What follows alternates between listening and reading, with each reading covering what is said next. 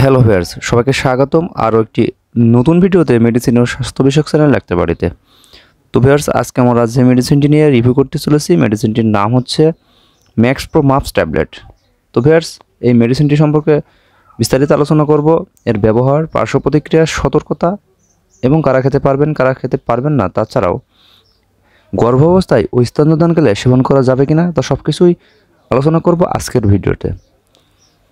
তবে মূল আলোচনাতে যাবার পূর্বে সবার কাছে একটি অনুরোধ, আমাদের চ্যানেলটিকে যারা এখনও সাবস্ক্রাইব করেননি দয়া করে আমাদের চ্যানেলটিকে সাবস্ক্রাইব করে আমাদের চ্যানেলটির সাথে থাকুন।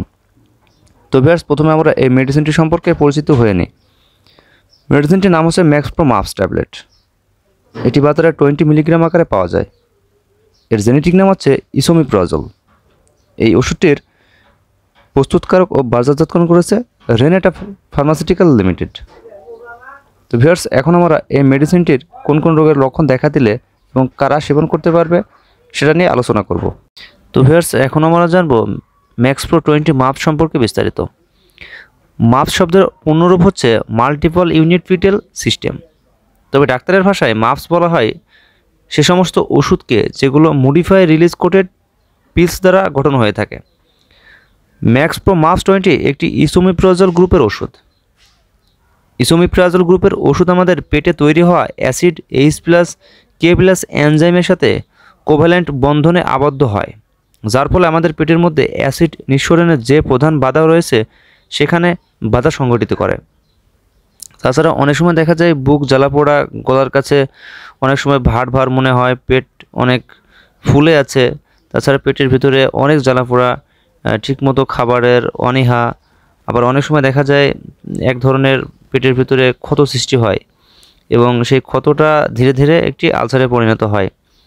তো যখন এইসব লক্ষণ দেখা দেয় তখন চিকিৎসকরা এই ওষুধটি সেবনের পরামর্শ প্রদান করে থাকে। তো ভিউয়ার্স, এখন আমরা জানবো এই ওষুধটির মাত্রা ও সেবনবিধি সম্পর্কে। সাধারণত বিশেষজ্ঞ ডাক্তাররা এই ওষুধটি দিনে একবার করে 4 সপ্তাহ খাওয়ার পরামর্শ দিয়ে থাকে, কিন্তু কিছু কিছু রোগীদের ক্ষেত্রে এর ব্যতিক্রম হতে পারে। যেমন NSAID ওষুধ দ্বারা চিকিৎসার ফলে আমাদের শরীরে যে আলসার সৃষ্টি হয়, সে আলসার প্রতিরোধের ক্ষেত্রে এই ওষুধটি প্রতিদিন একবার করে 4 থেকে 8 সপ্তাহ ধরে সেবন করতে হয়। তাছাড়া ম্যাক্স প্রো মাপস 20 ওষুধটিকে পানি দিয়ে গিলে খাওয়া উচিত। বিশেষজ্ঞ ডাক্তারেরা এই ওষুধটি কামড়ে বা চুষে খাওয়া থেকে নিষেধ করে থাকেন। তবে পানি দিয়ে গিলে খেতে সমস্যা হলে আধা গ্লাস পানির মধ্যে ম্যাক্স প্রো মাপস 20 ট্যাবলেট গুঁড়ো করে মিশিয়ে সেবন করা যেতে পারে।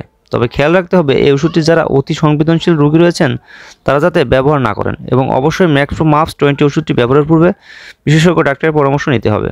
তো ভিউয়ার্স, এখন আমরা জানবো এই ওষুধটির পার্শ্ব প্রতিক্রিয়া সম্পর্কে। এই ওষুধটির পার্শ্ব প্রতিক্রিয়ার মধ্যে মৃদু ও অস্থায়ী পার্শ্ব প্রতিক্রিয়ার মধ্যে রয়েছে মাথা ব্যথা, ডায়রিয়া, বমি বমি ভাব, তলপেটে ব্যথা এবং কোষ্ঠকাঠিন্য হালকা দেখা দিতে পারে। গর্ভাবস্থায় ও স্তন্যদানকালে। গর্ভাবস্থায় সাধারণত অবলম্বন করতে হবে। স্তন্যদানকারী মায়েদের ক্ষেত্রে মাতৃদুধের সাথে ইসোমিপ্রাজল নিঃসৃত হয় কিনা তা জানা যায়নি। সতর্কতা: ইসোমিপ্রাজল গ্যাস্ট্রিক আলসারের ব্যবহারের পূর্বে অবশ্যই মাল্টিগ্যানসিলিন সম্ভবত যাচাই করে নিতে হবে এবং অবশ্যই ভালো চিকিৎসকের পরামর্শ নিয়ে এই ওষুধটি সেবন করতে হবে।